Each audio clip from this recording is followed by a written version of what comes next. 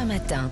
Allez, place à la page culture d'Europe 1 matin. Nicolas Caro, vous nous l'avez dit déjà cette semaine, c'est aujourd'hui que s'ouvre Quai du Polar à Lyon, le grand festival littérature policière. Et donc, votre roman culte, c'est justement un polar et c'est votre préféré. Oui, roman noir, en tout cas un chef-d'œuvre, une œuvre littéraire totale, Shutter Island de Denis Lehane, publié en 2003 et qui vient d'être réédité chez Rivage. Denis Lehane qu'on connaît aussi pour Gone Baby Gone ou Mystic River, les trois ont été adaptés au cinéma.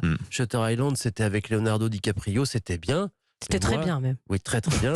Mais moi j'ai eu la chance de lire le roman avant le film et ça compte pour la fin en particulier. Alors rappelez-nous peut-être le début du bouquin. Ça commence sur un bateau en 1954. À bord, avec un peu le mal de mer, il y a les marshals Teddy Daniels et Chuck Hall.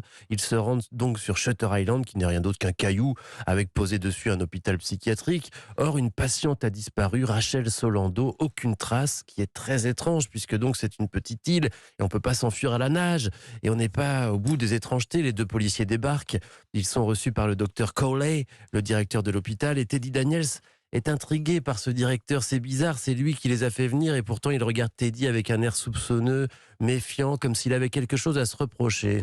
Teddy note ça dans sa tête et suit le directeur dans la cellule de Rachel Solando, la disparue. Ils y trouvent un bout de papier sur lequel sont inscrits ces mots: la loi des 4, je suis 47, ils étaient 80, plus vous êtes 3, nous sommes 4, mais qui est 67? C'est une devinette, c'est une énigme. Oui, mais ce n'est que le début, rien ne colle jamais. Les patients donnent des indices, mais peut-on leur faire confiance?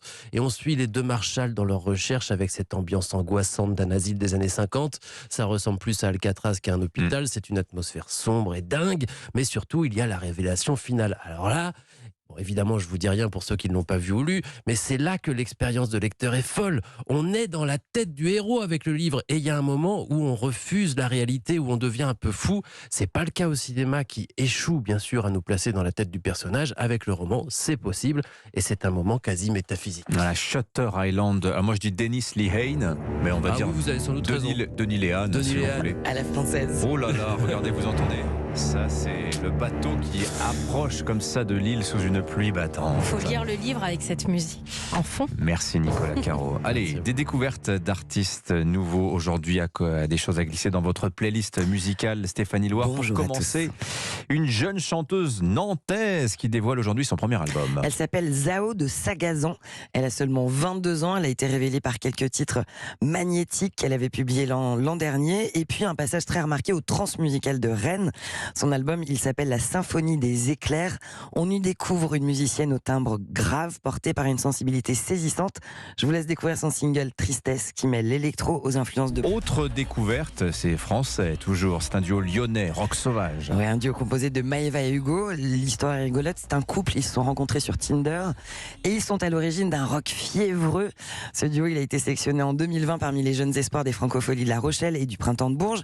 À ce jour, ils ont publié seulement 2 EP, donc 2 mini-albums. Ils enchaînent pour autant les concerts, les festivals et le tout premier album devrait arriver prochainement. Mais voici le premier single dévoilé, il s'appelle Toxic Exit. C'est toi qui as pris possession de moi. C'est toi. Je suis apprise sous ton emprise. C'est toi. Alors, en Maëva et Hugo, on n'a pas dit comment s'appelait le groupe. Hein. Bandit. Bandit. Voilà, et pourquoi Bandit, donc. Et je voulais dire un truc, mais je ne sais plus quoi.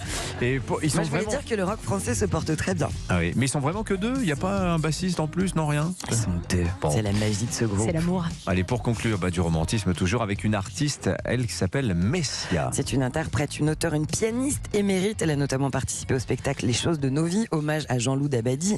Elle a dévoilé un album sensible et sophistiqué qui s'appelle Delta, qui contient cette chanson Cœur fragile, où l'on ne peut s'empêcher d'y entendre résonner une filiation artistique avec Françoise Hardy. Le cœur fragile,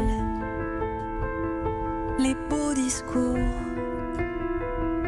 le temps qu'on perd, l'ordinaire trop banal.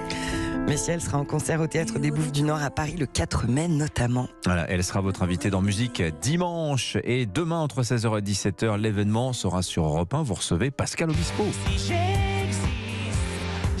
qui vient nous présenter une nouvelle chanson avec une chanteuse italienne tout à fait. Ah, super. Voilà, merci beaucoup Stéphanie Loire. À la semaine Merci prochaine. Nicolas Caro. Merci à tous les deux. À demain, non, à lundi pour de nouvelles découvertes.